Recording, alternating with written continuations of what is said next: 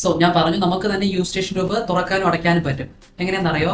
നമ്മൾ just swallow ചെയ്യുമ്പോൾ Eustachian tube തുറന്നിട്ട് വീണ്ടും അടയും. അതുപോലെ നമ്മൾ കോട്ടുവായിടുമ്പോൾ യോൺ ചെയ്യുമ്പോൾ അതുപോലെ യൂസ്റ്റേഷൻ ട്യൂബ് തുറന്നിട്ട് അടയും. പിന്നെ നമ്മൾ എന്തെങ്കിലും ചവച്ചുകൊണ്ടിരിക്കുകയാണെങ്കിൽ, ചൂയിങ് ഒക്കെ ചവച്ചുകൊണ്ടിരിക്കുകയാണെങ്കിലും യൂസ്റ്റേഷൻ ട്യൂബ് തുറന്നിട്ട് അടയും. സോ നമുക്ക് ഈ ഒരു പ്രഷറിനെ നമുക്ക് കറക്റ്റായിട്ട് പുറത്തെ പ്രശ്നം അകത്തെ പ്രശ്നം കറക്റ്റായിട്ട് അഡ്ജസ്റ്റ് ചെയ്യാൻ വേണ്ടിയിട്ട് നമ്മൾ ഫ്ലൈറ്റ് യാത്രയൊക്കെ ചെയ്യുമ്പോൾ നമ്മൾ എന്തെങ്കിലും ചൂയിങ് ഒക്കെ ഇട്ട് ചവച്ചുകൊണ്ടിരിക്കുകയാണെങ്കിൽ, അല്ലെങ്കിൽ ഇടയ്ക്കിടയ്ക്കൊന്ന് സ്വാലോ ചെയ്തുകൊണ്ടിരിക്കുകയാണെങ്കിൽ, അല്ലെങ്കിൽ ഇടയ്ക്കൊന്ന് കോട്ടുവായൊക്കെ ഇടുകയാണെങ്കിൽ നമുക്ക് ഈ ഒരു യൂസ്റ്റേഷൻ ട്യൂബിനെ നമുക്ക് തുറക്കാനും അടയ്ക്കാനും പറ്റും. സോ ദാറ്റ് ആ ഒരു പ്രഷർ വേരിയേഷൻസ് അതിനോട് ഈസി ആയിട്ട് അഡ്ജസ്റ്റ് ആകും.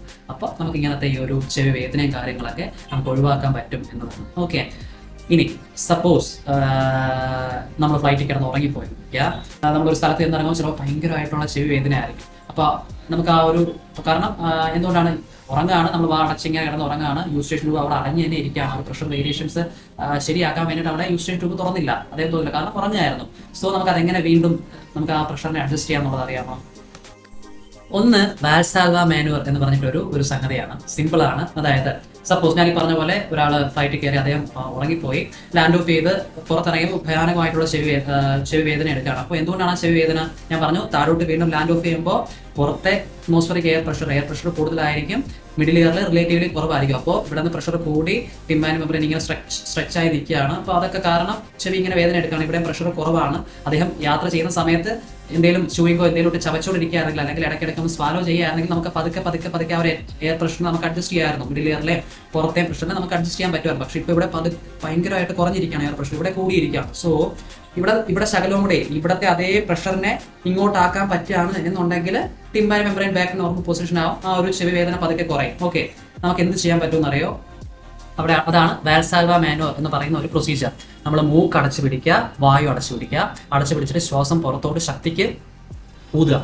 നമ്മൾ മൂക്ക് തുറന്നിട്ട് ഇങ്ങനെ ശ്വാസം പുറത്തോട്ട് വിടത്തില്ല, അതുപോലെ മൂക്ക് അടച്ചു പിടിച്ച് വായു അടച്ചു പിടിച്ചിട്ട് പുറത്തോട്ട് ശ്വാസം വിടാൻ ശ്രമിക്കുക. അപ്പോൾ ആ പോകുന്ന ശ്വാസത്തിന് എയറിന് എസ്കേപ്പ് ആകാൻ നമ്മുടെ മൂക്ക് അടച്ചു പിടിച്ചിരിക്കുകയാണ്, വായു അടച്ചു പിടിച്ചിരിക്കുകയാണ്. പിന്നെ ഉള്ള വഴി ഏതാ?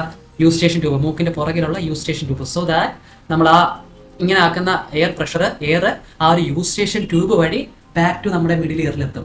മനസ്സിലായോ? കുറഞ്ഞിരിക്കുന്ന മിഡിൽ ഇയറിൽ എയർ പ്രഷർ കിട്ടാണ്ട് കുറഞ്ഞിരിക്കുകയായിരുന്നു. സോ നമ്മൾ ആ ഒരു വാൽസാൽവ മാനുവർ ചെയ്യുമ്പോൾ പ്രഷർ വീണ്ടും നമ്മുടെ മൂക്കിന്റെ പുറകിൽ നിന്ന് ആ ഒരു എയർ വീണ്ടും മിഡിൽ ഇയറിലോട്ട് വരും. ഇങ്ങനെ ഇരിക്കുന്ന ടിമ്പാനി മെമ്പറൈൻ പതുക്കെ ബാക്ക് ടു നോർമൽ ആകും. ഇവിടുത്തെ എയർ പ്രഷറും സെയിം ആകും. പ്രശ്നം സോൾവ്. മനസ്സിലായോ? സോ ഇത് വാൽസാൽവ മാനുവർ. ഓക്കെ, സോ ഇത് മനസ്സിൽ വെച്ചിരിക്കുക, വാൽസാൽവ എന്ന് പറയുന്ന ഒരു പ്രൊസീജിയർ. വേറെയും ടോയിൻ ബി എന്നൊക്കെ പറഞ്ഞിട്ട് മാനുവൽസ് ഉണ്ട്, ബട്ട് ഇതാണ് വളരെ സിമ്പിൾ ആയിട്ട് നമുക്ക് ചെയ്യാൻ പറ്റുന്നത്. ഓൾസോ നമുക്ക് ഇയർ പ്ലഗ്സ് കിട്ടും. സോ ആ ഒരു ഇയർ പ്ലഗ് വയ്ക്കുകയാണെന്നുണ്ടെങ്കിൽ ആ പുറമേ ഉള്ള എയറിലുള്ള പ്രഷർ വേരിയേഷൻസ് നമ്മളെ അധികം പെട്ടെന്ന് ബാധിക്കാറില്ല. ആ ഇയർ പ്ലഗ്സിന്റെ അകത്ത് ഒരു ഫിൽറ്റർ ഉണ്ട്. സോ ആ ഒരു ഫിൽറ്റർ പതുക്കെ ആ ഒരു പ്രഷർ വേരിയേഷൻസിനെ അഡ്ജസ്റ്റ് ആക്കാൻ സഹായിക്കും.